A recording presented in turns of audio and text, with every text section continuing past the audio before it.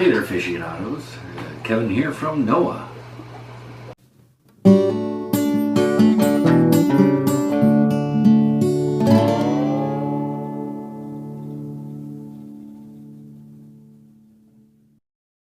Just wanted to welcome you here to the introduction video on the Northern Ontario Aquarium Hobby channel. So over the next few weeks, months, years, I'm going to give you the basic foundational knowledge as well as some advanced techniques to succeed at the planted tank hobby. Behind me is my 45 gallon. You've probably seen just sort of the glamour video that I did on this other part of my channel. I've had a lot of people respond to that video and ask me questions on social media and different forums about, how do I do a planted tank? People who are looking to get started into it, as well as some people who have been doing it for a while and just want, a little bit more information about how to make their tanks succeed and thrive. I hope to be able to cover a video sort of giving us like a glossary of terms that so that we sort of have a shared language. So as you're listening to me, or as you're going on forums or doing research, which I'm a huge believer, research. Just you can get a little bit bogged down, and there's so many different opinions out there. But so if we start off with a basic glossary of terms that you'll understand, it should help put those things into place for you, so that as you're reading, as you're researching, things are starting to click, and things are going to help you maybe understand some of the concepts that some of the people who've been in it for a while just sort of take for granted and just sort of rhyme off. I'm going to give you some videos on sort of what some of my favorite plants are for a low-tech tank, a high-tech tank. There's some easy plants, some of the harder plants, how to make them thrive, how to survive, some planting tips, on some of the best arrangements, what's a good background, mid-ground or foreground plant, and again, those glossary of terms I think will really help sort of define those things for you. So again, you know how to use the tools that we're using, whether it be rocks, driftwood, your substrate, the plants, CO2. What is that? People who don't know what it is. Fertilizer dosing. There's all sorts of stuff that we're going to be able to cover here, and hopefully it will, shed some light on some of these topics for you. I'd also like to do some videos on some of my favorite fish to use in the planted tank, from the smaller nano tanks all the way up to the larger tanks. Which of those fish are good to use in a planted tank, and which necessarily aren't. What are going to, accent your tank, and which could potentially destroy your planted tank.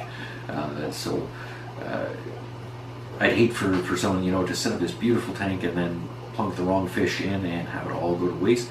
So hopefully I can, reveal some of this information to you, to help you better make choices in your livestocking for those tanks. I'm going to do some profiles on just some of the absolute titans in the aquascaping world, just so as you're looking around on forums or on information, you know a little bit about these people who really helped shape the modern hobby as we see it. I truly believe that it's good to learn from the experts, and maybe by introducing them to you, you'll dig a little bit deeper and find out about their methods and about maybe how you can apply it to your tank. Now, this can be an expensive hobby. There's a lot of things to take in, a lot of things to get. So I'll be doing some product reviews, giving you my take on what I think is some of the best products out there to give you, the best value for your dollar.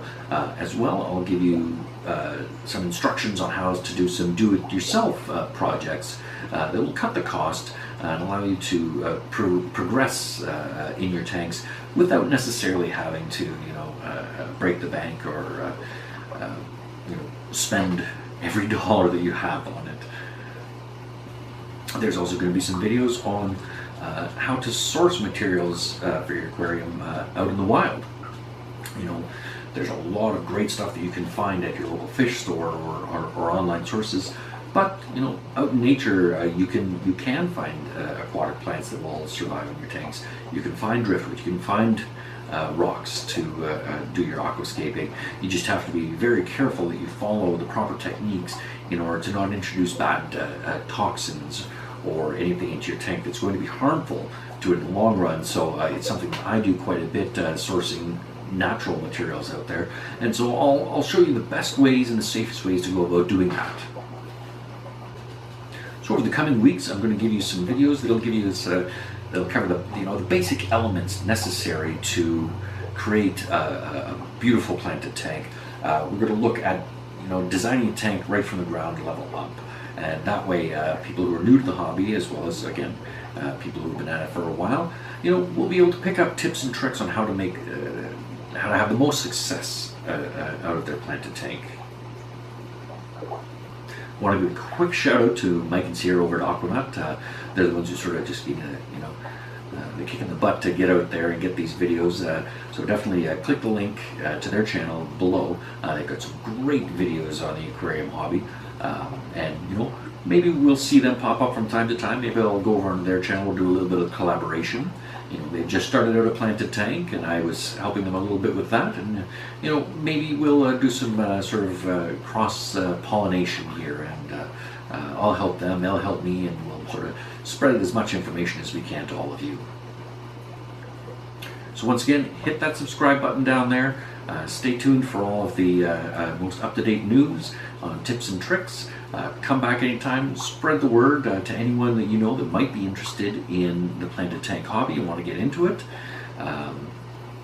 Dive right in.